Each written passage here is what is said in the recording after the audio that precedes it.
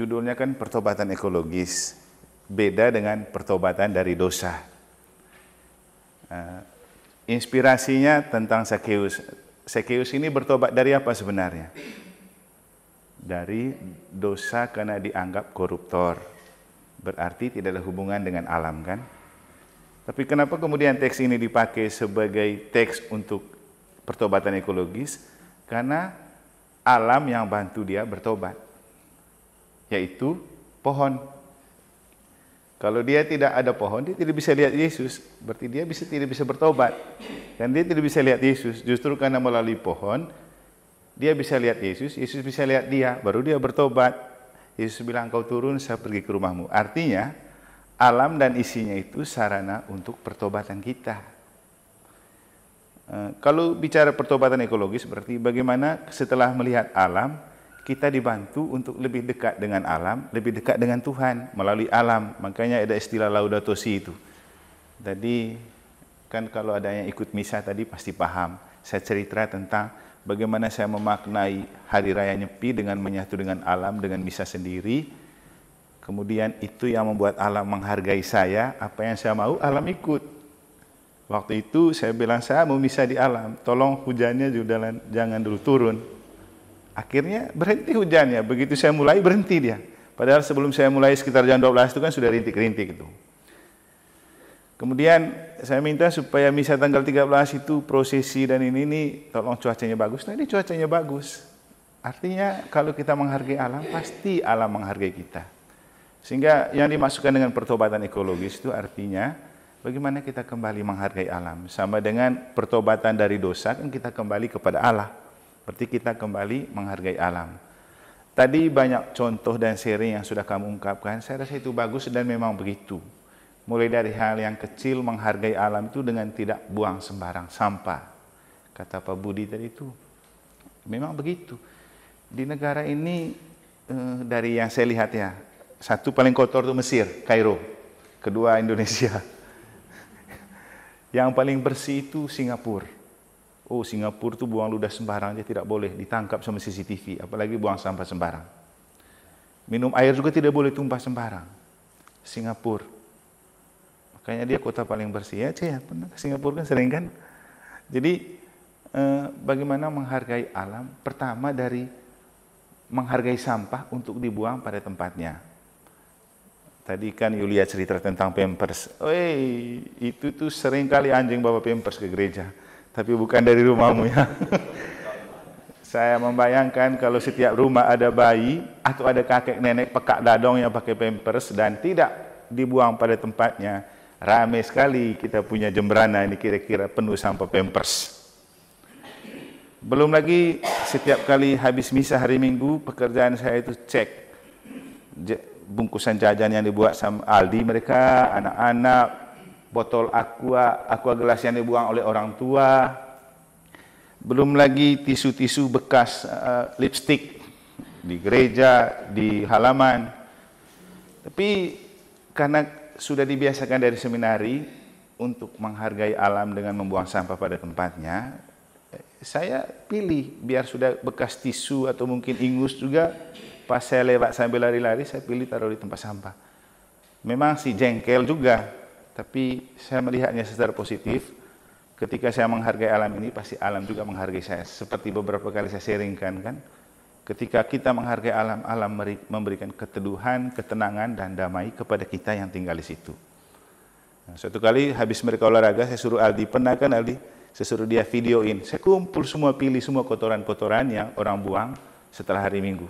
Nanti saya share videonya di kamu punya grup. Dan itulah pekerjaan jadi pastor di negara, tukang pilih sampah. Kenapa? Umatnya suka buang sampah.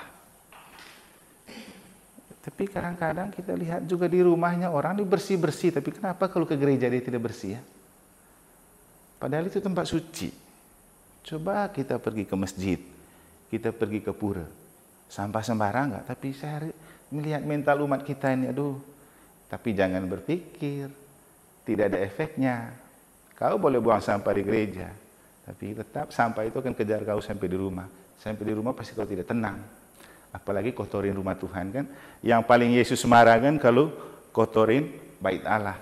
Jangan enak-enak kamu rasa tidak bersalah sudah buang pergi. Oh, dikejar terus sama Yesus sampai di rumah. Sampai di sana tiba-tiba aja kau masuk rumah, tiba-tiba jengkel sama istri, jengkel sama anak. Nah, itulah hasil dari membuang sampah sembarang. Alam ini akan buat kau panas terus.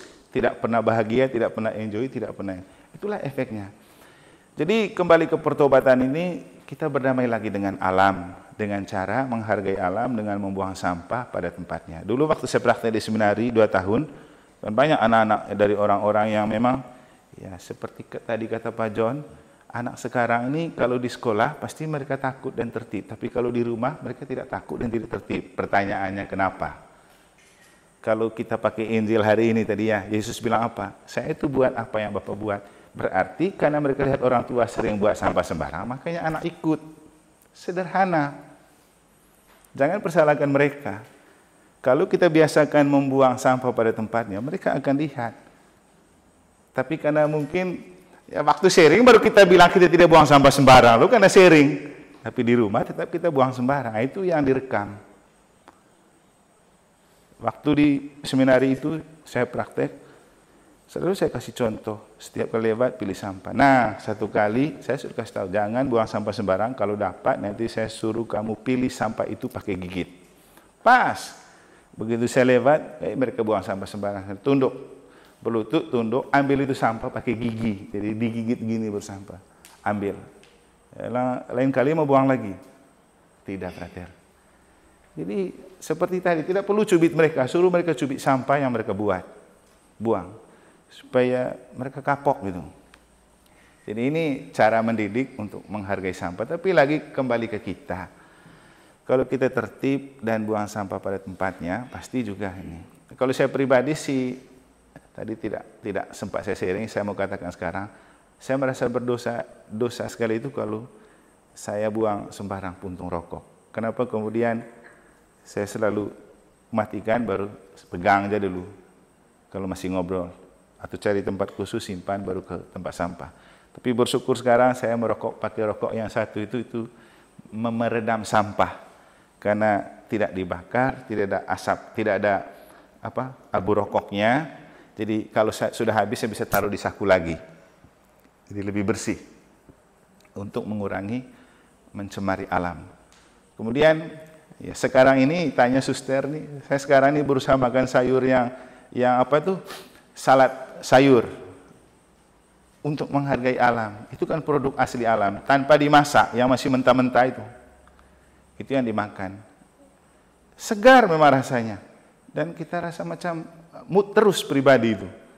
Bapak Ibu nanti coba tes itu salad sayur itu, makan itu aja, jangan masak. Itu fit rasanya badan, pokoknya enak gitu, macam tidak ada beban gitu. Ternyata beban hidup itu karena beban psikologi, dan badan kita itu tidak bekerja sesuai dengan ekosistem gitu.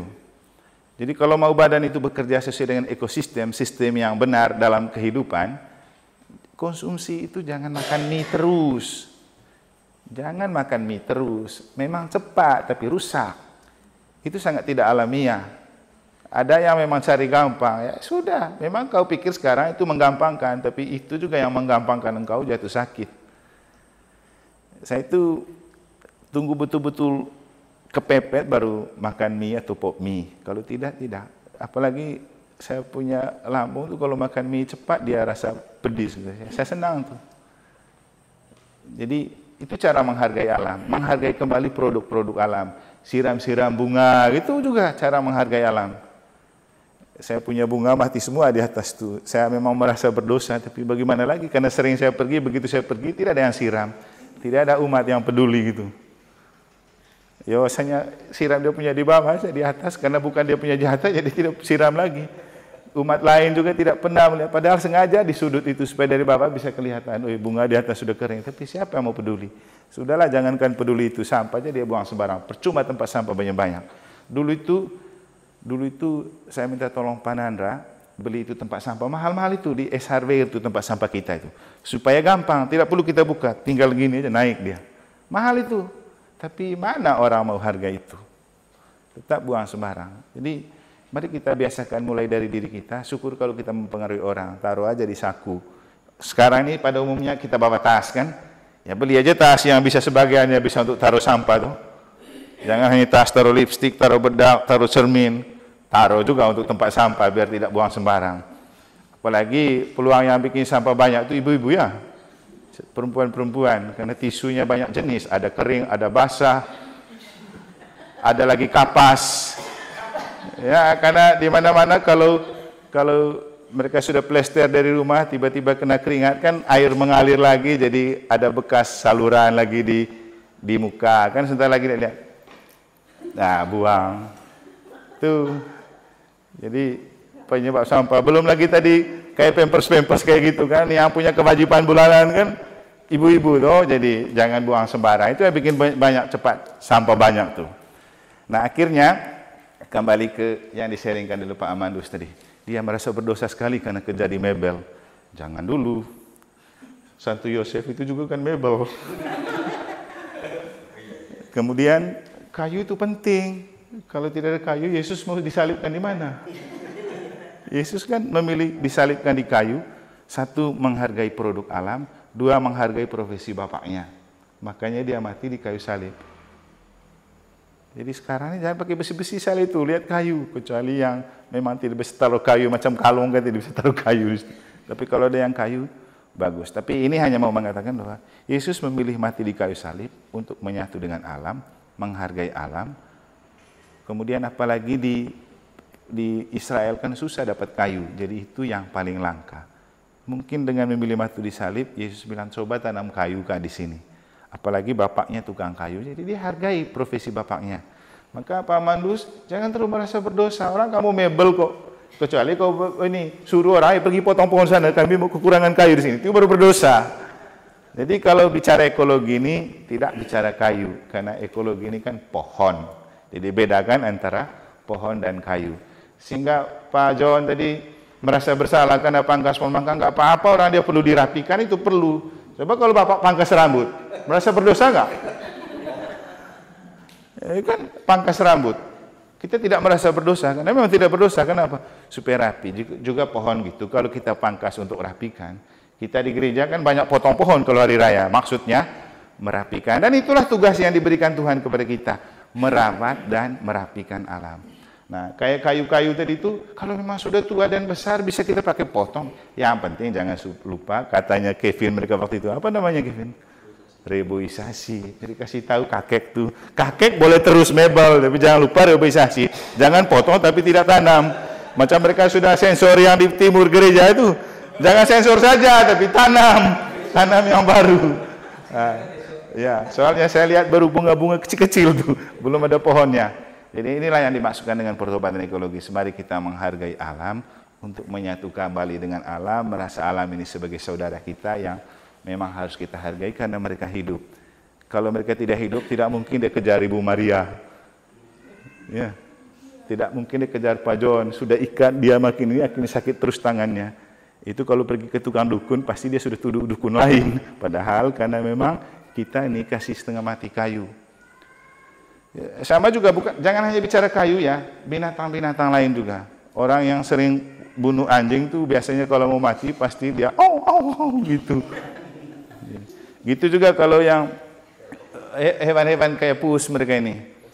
Itu juga. Nanti kalau mati, kalau sering pukul-pukul meow.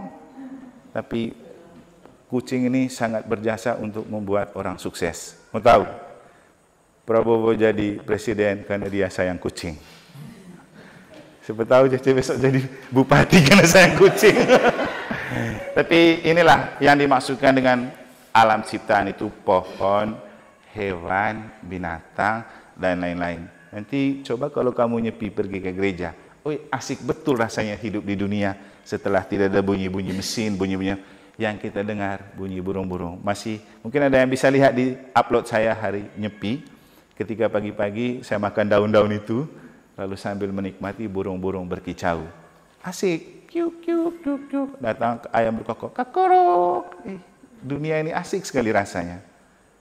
Nah, itulah yang dimaksudkan. Jadi dengan pertobatan ekologis kita perlu belajar menyatu dengan alam, menghargai alam, karena alam sangat membantu kita untuk berjumpa dengan Tuhan. Seperti Sakeus dibantu oleh pohon untuk berjumpa dengan Yesus, sehingga dia lihat Yesus, Yesus lihat dia, Yesus bilang, saya mau mampir di rumahmu. Jadi lewat alam pun Tuhan menyelamatkan kita, karena kemudian melalui kayu salib Yesus menyelamatkan kita. Atau seperti yang sering saya ceritakan, saya enjoy dan tenang ada di negara, di pastoran sana, karena lebih dahulu menghargai alam, menatanya, menghormatinya, memeliharanya, sehingga alam di sekitar itu juga selalu memelihara saya selama saya ada di sana. Tidak ada satupun yang bisa ganggu, tidak ada satupun yang bisa mencoba saya di sana. Kalau mau kuat bagaimanapun tidak akan bisa, karena kekuatan saya itu Allah dan alam. Itu saja, semoga bermanfaat dan berguna. Semoga Tuhan memberkati.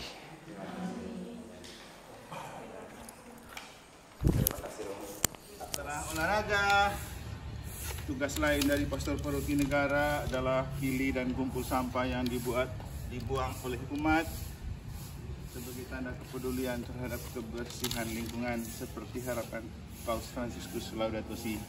Semoga dengan apa yang saya lakukan, umat semakin menyadari betapa pentingnya menghargai kebersihan gereja, karena alam adalah bagian dari diri dan hidup kita.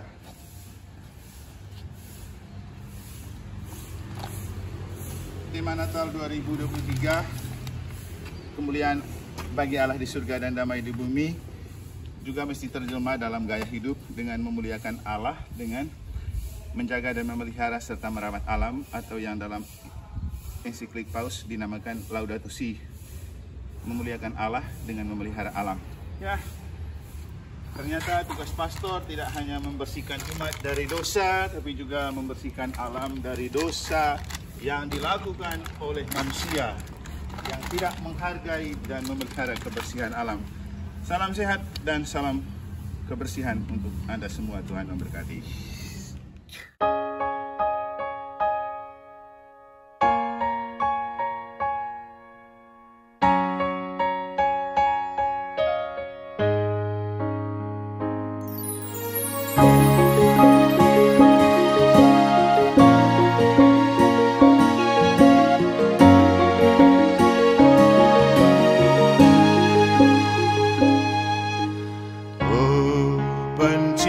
Semesta, tanah yang subur luas membentang, siang dan malam Engkau berikan, tanpa kami sadari.